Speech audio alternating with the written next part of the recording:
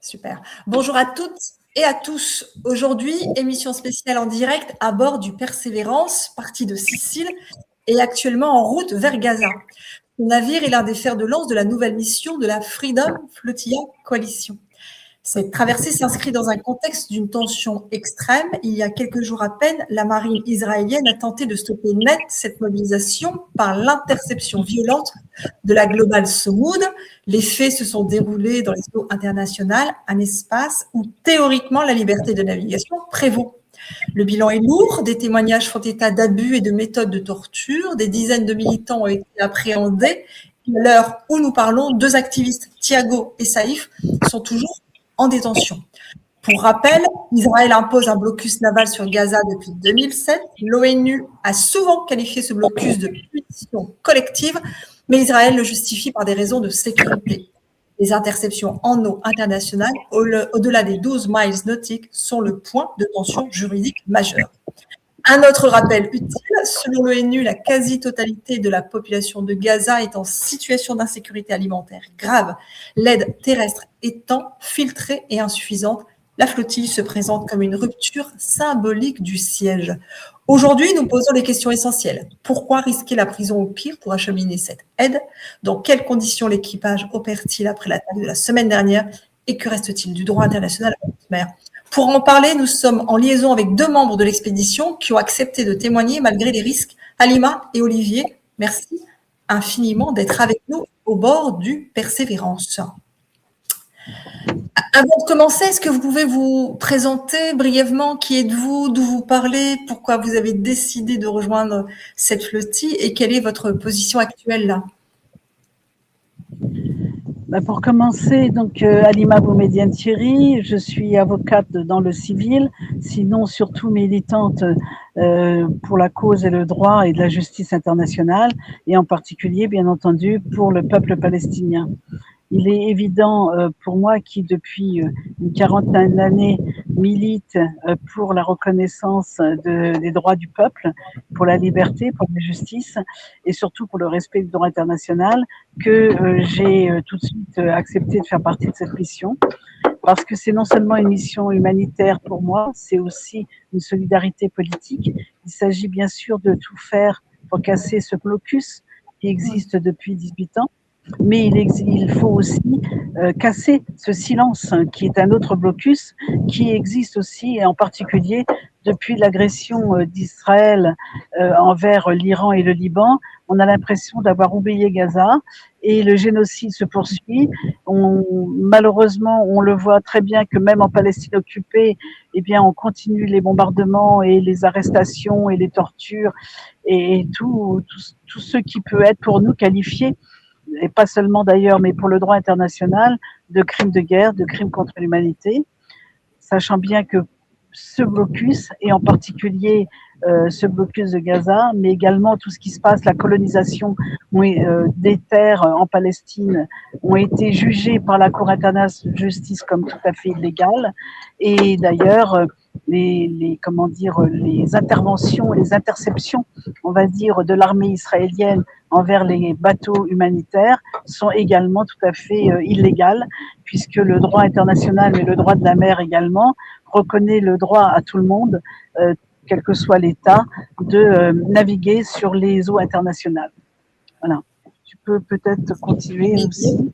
Oui, alors, moi, c'est Olivier Huard, je suis de Montréal, au Québec, au Canada. Moi, je suis un militant pour l'environnement, pour la justice climatique à la base. Ça fait plusieurs décennies que je fais ça. Mais c'est sûr que j'appuie toutes les causes progressistes, les causes pour la paix. Et depuis que tous les événements se sont accélérés à Gaza, je me rends compte que ça a plus de bon sens et il faut vraiment intervenir. Moi, j'ai senti l'urgence d'intervenir premièrement à Montréal, dans notre pays. On s'est rendu compte qu'il y a énormément d'institutions, de compagnies complices. Donc, c'est pour ça que moi, je me suis dit que c'est important de venir maintenant comme Canadien francophone, pour témoigner du fait que Israël fait pas ça tout seul. Il y a beaucoup d'États, d'institutions, de compagnies qui sont complices de ce génocide-là, de cette situation-là. Et moi, je suis venu dire que c'est pas tous les Canadiens qui sont d'accord avec la position du Canada en appui à Israël. Je rappelle, quelle est votre position actuelle? Vous voulez dire physique? Localisation GPS, à peu près. Vous êtes où? Je dirais qu'on est entre la Sicile et la Grèce. D'accord. Et donc, on appelle ça la mer Ionienne.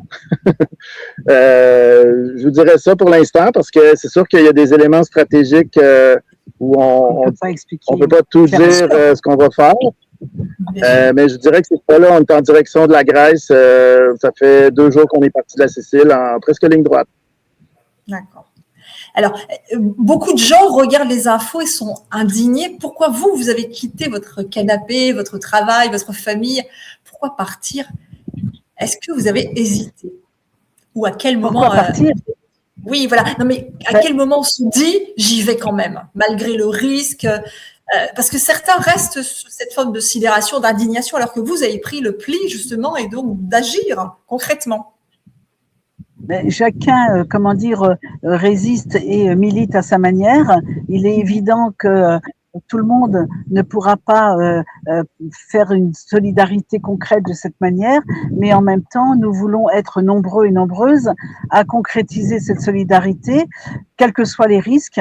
Nous sommes tout à fait conscients qu'il y a des risques, c'est évident, mais en même temps, entre ce que vivent aujourd'hui les Palestiniens et le risque que nous prenons, je pense que c'est tout à fait minime. Et d'autre part, on ne peut pas rester sans rien faire. En ce qui me concerne, en tout cas, je ne supporte plus que nos États aient un double langage, 2 poids 2 mesures. D'un côté, on va condamner certains États parce qu'ils violent le droit international, et on va de l'autre laisser faire et presque rencontrer et j'allais presque dire rendre hommage, je veux dire, à d'autres États qui eux aussi violent le droit international.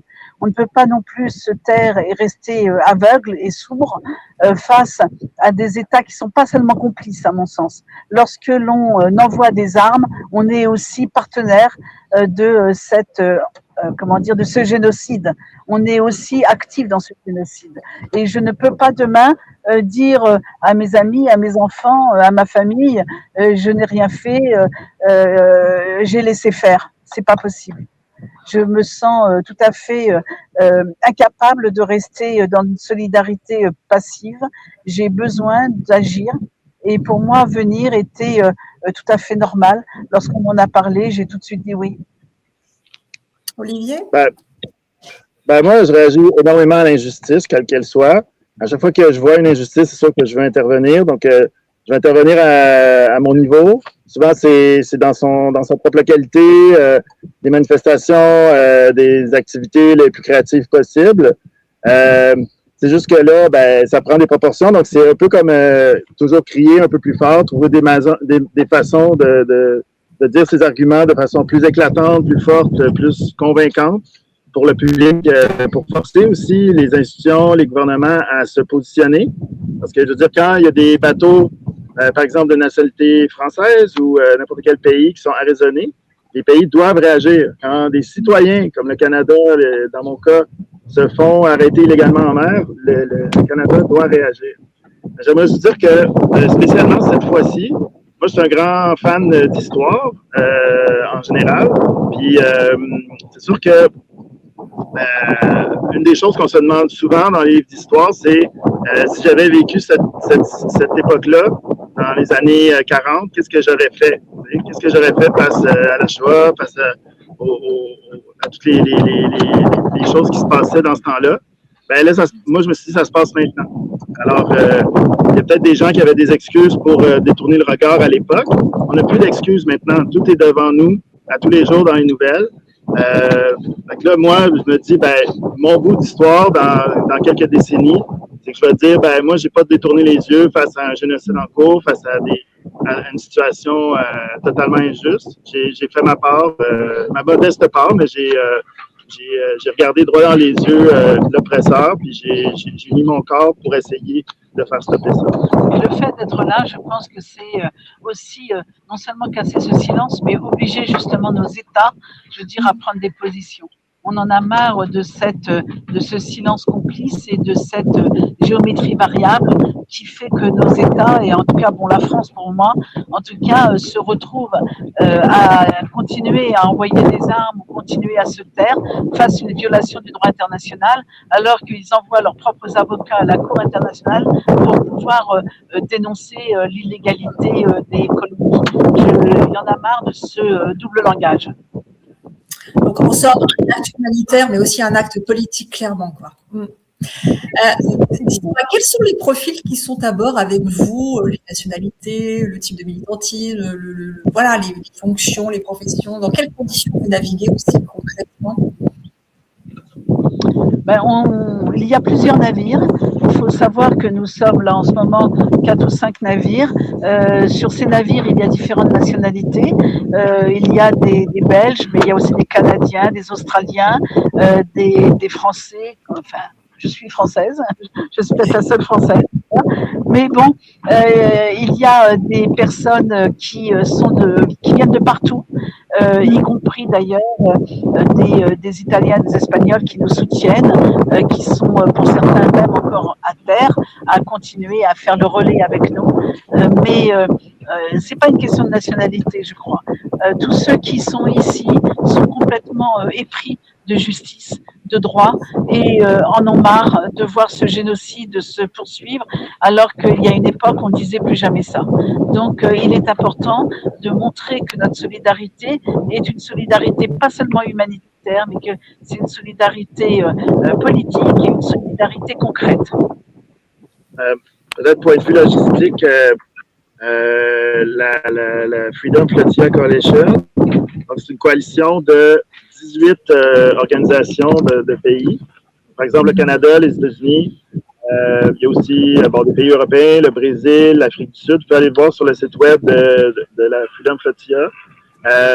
Et donc, spécifiquement, la Persévérance, c'est le bateau canadien. Donc, il n'y a pas juste des Canadiens, il y a des Français, des Belges, des Australiens aussi. Mais chaque pays fait sa part, l'organisation fait sa part pour nous permettre d'avoir un bateau et l'équipement. Alors, à quoi ressemble là, bien sûr, en ce moment, on est... Pardon. Non, juste vous dire qu'en ce moment, vous allez entendre du bruit parce que le vent se lève un peu, donc il faut commencer à faire des manœuvres pour les voiles, mais juste pour vous dire que ça peut que ça bouge un peu. En direct, on est bien d'accord. À quoi ressemble une nuit sur le Persévérance? On dort comment quand on sait qu'on peut être abordé à tout moment? Est-ce que vous avez pris des mesures spécifiques après l'attaque récente de la Bermude, un acte de piraterie selon le droit de la mer? On rappelle que la Convention de Montego Bay protège. Ça, c'est clair. On dort de manière pointillée et on dort de manière toujours un peu un œil ouvert.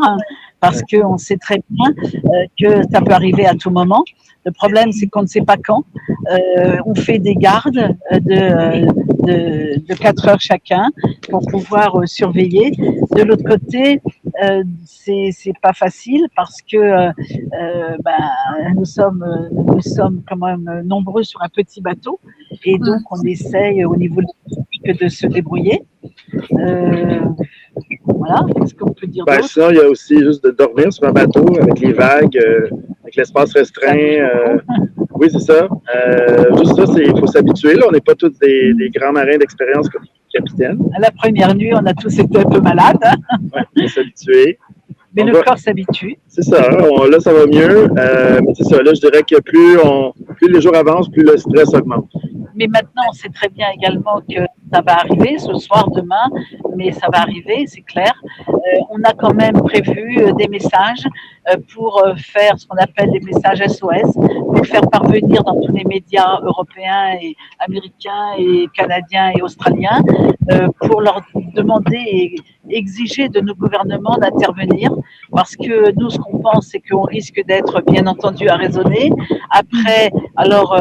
vont nous emmener peut-être en Israël, on sera peut-être mené, traîné devant les tribunaux, condamné, mis en prison, je ne sais pas, expulsé. On ne peut pas savoir. Ils ont toujours des réactions différentes et réagissent toujours de manière différente en fonction des bateaux, des militants, des militantes. Et puis, oui, je pense que la nationalité des bénévoles qui sont présents font qu'on sera traité différemment, je le pense aussi, mais on risque quand même à la fin d'être emprisonné puis expulsé. Mais on a quand même pris des précautions dans le sens où on a fait des messages exigeant de nos gouvernements une prise de position très claire, parce que si on doit être mis en prison, qu'on ne reste pas en prison pendant plusieurs mois. Oui, je pense qu'on a bien tous les risques qu'on prend. Et comment vous communiquez avec l'extérieur et comment vous protégez vos données et vos témoignages justement en cas de saisie du matériel? Ah ben, c'est quand même très moderne comme bateau. On a l'Internet par satellite, ce qui nous donne beaucoup de fonctionnalités.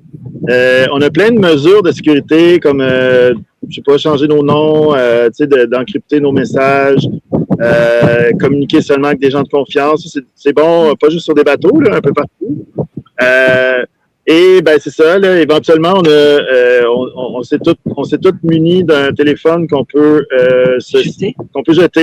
Donc, la manière la plus simple, ça va être de le jeter dans l'eau.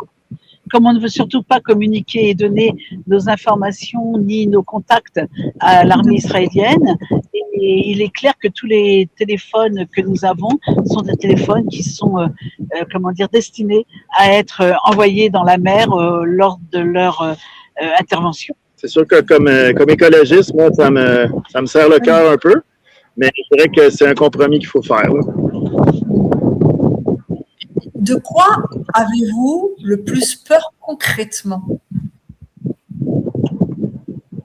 Ben, moi, je veux dire, j'ai beau être un grand bonhomme, j'ai quand même, ça me fait quand même peur la façon que les gens qui ont été arrêtés avant nous, il y a quelques jours, ont été brutalisés. Des gens qui se sont fait casser le nez, qui se sont cassés des côtes, qui peuvent, on a eu des histoires de gens qui se font mettre les deux mains dans une seule menotte. Je dois dire à quel point ça peut être serré. Bon, c'est sûr que ça ne me tente pas de vivre ça. On se dit tout le temps que c'est rien comparé à ce que les Palestiniens vivent à tous les jours. Mais sinon, c'est ça. À part de ça, moi, j'ai pas vraiment d'autres peurs parce que, je veux dire, à part nous assassiner peut-être, puis c'est jamais arrivé depuis 2008, ce qu'ils font, c'est qu'ils déportent les gens. Donc, c'est ça qu'on risque avec les privilèges qu'on a comme occidentaux. C'est ça qu'on va risquer. Il y a peut-être quelques claques par la tête. Espérons que ça n'arrive pas. Oui, moi, ce que j'ai surtout peur, c'est de ça. C'est les violences dont ils sont capables. Les tortures, les violences physiques dont ils sont capables, psychologiques dont ils sont capables. Le reste, la prison, le tribunal, l'expulsion, je veux dire, quelque part, c'est pas ça qui va nous faire peur. Et en fait, quel message vous voulez faire passer à travers cette flottille, le message principal? Pour moi, le message principal, c'est de dire aux Palestiniens, à l'ensemble du peuple palestinien, qu'il n'est pas seul, que nous sommes à ses côtés et que nous resterons à ses côtés parce que nous sommes pour une justice et pour le droit du peuple.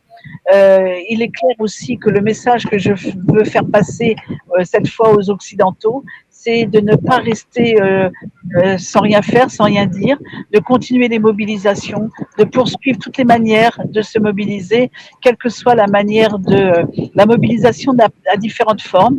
Mais l'essentiel, c'est de faire du bruit pour casser le silence et pour justement faire en sorte que ce blocus, à un moment donné, soit cassé et qu'on puisse enfin permettre au peuple palestinien, à l'ensemble du peuple palestinien, c'est-à-dire que ce soit à Gaza ou bien en Palestine occupée, et bien que leurs droits sont reconnus.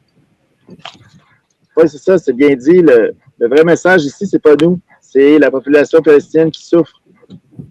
Nous, on sert un peu de démonstrateur. Des fois, pour des gens, c'est abstrait de dire que des gens sont sous blocus ou ils subissent des violences. Mais c'est très clair que c'est passé, par exemple, le 3 jours. C'était de la piraterie institutionnalisée. C'était fait des bris de loi. À peu près toutes les lois de la mer ont été brisées, puis c'est ça depuis des années et des années. Donc, nous, on vient ici un peu démontrer, peut-être donner un visage un peu plus familier au public pour voir qu'est-ce que les Palestiniens vivent et que ça continue toujours. Puis que tout ça doit arrêter. Il n'y a pas 36 façons d'arrêter ça. Les États, premièrement, doivent retirer leur soutien à Israël et deuxièmement, doivent forcer les choses pour arrêter ça, cette situation d'injustice-là. Ça n'a aucun bon sens qu'au 21e siècle, on soit encore dans une situation où des populations sont dans une situation de génocide. Ça n'a aucun bon sens. D'ailleurs, que ce soit le génocide, que ce soit le blocus, ou bien que ce soit les actes de piratage qui sont de piraterie qui sont en train de se faire, je veux dire, tout cela est illégal. C'est complètement illégal. C'est même condamné par le droit international. Donc, nous voulons que nos États qui se disent soi-disant respectueux du droit, eh bien, fassent en sorte qu'il y ait des sanctions qui tombent. Parce que Israël ne bougera pas s'il n'y a pas de sanctions. Et je crois que la seule manière de faire Israël, c'est qu'il y ait de vraies sanctions. Par exemple, il faut que nos États, moi je demande à la France de couper les relations diplomatiques avec Israël, d'arrêter de geler toutes les relations économiques et commerciales, d'arrêter tous les échanges et toutes formes d'échanges qu'il peut y avoir entre Israël et la France, mais aussi avec la France, l'Union européenne au plus large et Israël. Même chose. Il y a des partenariats au Canada et Israël qui doivent arrêter maintenant. Justement, est-ce que vous avez le sentiment d'être protégé par le droit international? Nous, non, parce qu'on sait très bien que le droit international ne nous protégera pas, même si il va condamner. Mais ça ne suffit pas de dénoncer et de condamner. La vraie protection, c'est autre chose. C'est-à-dire la vraie protection, c'est carrément être ferme avec Netanyahou et demander à ce que les pouvoirs s'arrêtent d'arraisonner comme ça et d'empêcher toute aide humanitaire. Parce que ça, c'est inacceptable. Et il faut que ce soit concret. Il ne faut pas se contenter de dénoncer et de condamner. Il faut vraiment qu'il y ait des actes. Et c'est ça que nous réclamons. Des actes de la part de nos États. C'est comme un acte concret. Quand un bateau sur la mer demande de l'assistance, on est obligé de lui donner l'assistance. Le 3 jours, les bateaux de la Global Summit Petya ont fait un Mayday, ont fait l'assistance. Ils n'ont reçu aucune aide, soit de la Grèce ou d'aucun autre bateau. Donc, ça, c'est une situation concrète. Hier, j'ai vu passer un bateau de l'OTAN qui patrouille des voies maritimes, des cargos, des migrants, je ne sais pas. Donc, la présence militaire des États est présente. Elle est là. Et une façon concrète, c'est de faire appliquer les lois de la mer dans les eaux internationales. Justement, on en parle. Comment vous avez vécu ces images et témoignages de torture? Vous en avez parlé un petit peu là de la Global Summit et puis l'arrestation surtout illégale de Thiago et Saïf. Est-ce que ça renforce votre détermination ou ça crée des doutes? Les deux. En tout cas, moi, en ce qui me concerne, ça me met dans une telle colère que ça me renforce dans ma détermination et dans ma volonté de dire stop, quoi, ça suffit, ce n'est plus acceptable. Et je pense qu'aujourd'hui, les États ne bougent pas. L'État espagnol a condamné, mais l'État français n'a encore rien fait et les autres États, l'Europe en tout cas, parce que nous sommes des Européens, soi-disant, hein, donc l'Europe n'a encore rien fait et pourtant il est important que cette Europe se bouge tout simplement et devienne concret. On ne peut pas continuer à accepter que l'Europe continue à échanger des relations normales avec Israël alors que nous ne sommes pas dans une situation normale. Nous sommes devant un génocide. Olivier, un commentaire de plus? Justement, alors, ça, vas-y, allez-y. La question, c'est comment on réagit à ce qui s'est passé avec nos collègues. Ça a été les deux. C'est sûr qu'il y a toujours beaucoup de doutes dans ces actions-là. Donc, Donc, ça crée des doutes. Notre détermination est la même. On veut mettre la lumière sur Gaza de la meilleure façon possible. Donc, ce que ça a fait, c'est que ça nous a interrogé sur la stratégie. C'est pour ça qu'on n'en parle pas en détail ici. Mais on a évidemment changé un peu notre approche, la façon dont on se déplace, dont on va se mettre en relation avec les autres. Et ça nous met juste beaucoup plus alerte, en fait. Ouais. En tout cas, nos compétitions renforcent tous les jours. Et si vous pouviez envoyer un message là maintenant dans les cellules de Saïf et Thiago, que leur diriez-vous?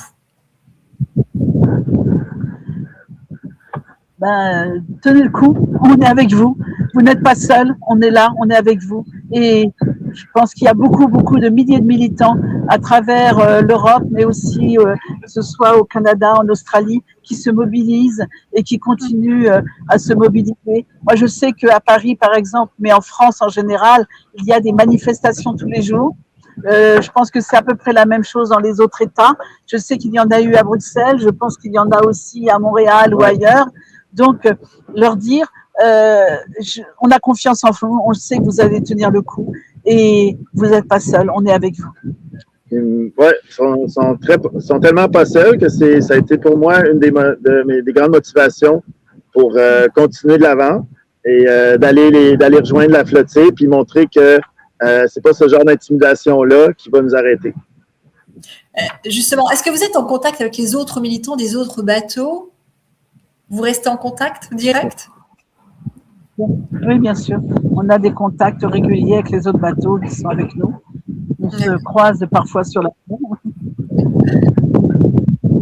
Est-ce que vos proches vous ont dit avant de partir, est-ce que vous avez laissé un message à quelqu'un dans ces moments-là? Qu'est-ce qui vous tient debout? Mon fils a été angoissé. Ma sœur également, mes frères également, mais en même temps, ils comprennent et je pense que ils sont fiers de savoir qu'il y en a qui bougent, qui ont décidé de partir parce qu'il fallait pas rester silencieux. Et je pense que malgré leur angoisse, parce que c'est vrai que même j'ai plusieurs amis qui n'arrêtent pas de me dire on prie pour toi, pour vous, voilà. Mais ils savent notre détermination, ils savent nos convictions et ils partagent, je veux dire, notre conviction pour le droit et notre confiance pour la justice. C'est un mélange de peur et d'admiration et de soutien. Moi, je me suis rendu compte, comme je disais, moi, je suis dans des causes plus écologiques, plus sociales. Puis là, je me suis rendu compte au moment où j'ai dit que j'allais à la flottille pour Gaza, à quel point le soutien des gens, moi, au Québec, est immense. On a fait juste une petite levée de fonds pour nous aider, parce qu'il faut débourser quand même une partie. On n'est pas logé nourri ici, il faut quand même acheter nos billets d'avion et tout. Donc, notre levée de fonds a fonctionné très, très rapidement.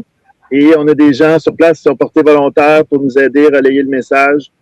Mais en même temps, c'est ça, c'est toujours c'est une étape plus intense que de se faire arrêter par des policiers au Canada. Là, les gens, ils voient qu'on va se faire arrêter par des militaires. Les gens, ils savent très bien c'est quoi la réputation de l'armée d'occupation israélienne. Donc, ils ont peur pour nous. C'est une armée coloniale, hein, avec toute la violence et la terreur que peut semer la colonisation. Et avec aussi toute la complicité et le soutien des grandes puissances. Ça aide aussi et ça renforce évidemment la violence de cet État. Si vous deviez adresser un message aux personnes qui nous regardent. Je veux dire, c'est grâce à son impunité qu'elle se permet d'être au-dessus des lois. Parce qu'il y a impunité, alors elle se croit permis. Absolument. Je disais, si vous deviez laisser un message à tous nos auditeurs, quel serait-il? Et comment nous pouvons vous aider davantage? Mobilisez-vous. Oui, c'est ça. Il n'y a pas de petits gestes. On n'est pas obligé d'être sur un bateau ou dans des situations dangereuses pour se mobiliser pour la Palestine. La vraie force, ça vient du nombre. Et on est dans des pays démocratiques. Les politiciens voient bien les sondages, voient bien les masses de gens qui se rassemblent. Donc, écrivez des lettres, des pétitions, des manifestations, faites des actions créatives. Interpellez vos élus, interpellez vos responsables, mobilisez-vous par tout moyen, de toute manière, dans la rue ou ailleurs, et mobilisez-vous. Voilà. Merci en tous les cas pour votre courage et votre témoignage. On continuera à vous suivre et à relayer ce qui se passe. Prenez soin de vous surtout et puis on vous soutient, on vous suit. Merci. Merci. Merci beaucoup. Merci beaucoup. Merci à vous.